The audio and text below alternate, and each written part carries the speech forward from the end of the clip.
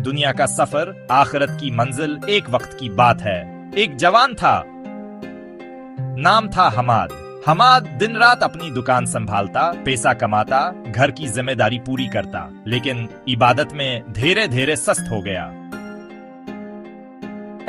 एक दिन एक बुजुर्ग इसके पास आए और मुस्कुरा कर कहने लगे, बेटा, दुनिया को ऐसे रखो जैसे गाड़ी का जरिया होती है, मंजिल नहीं।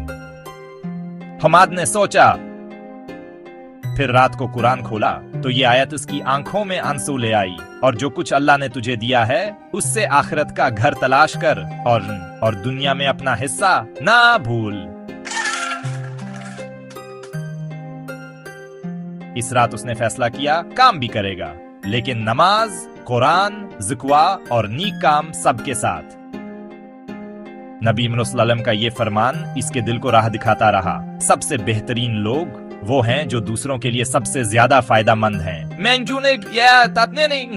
अहमद। वक्त गुजरता गया, हमाद की तिजारत भी बढ़ गई, इज्जत भी मिली, और लोग कहते उसकी दुनिया भी रोशन है, उसकी आखिरत भी। और हमाद के दिल में एक ही बात रहती, दुनिया गुजरती है लेकिन दीन रहता है। ब्रूख तो था।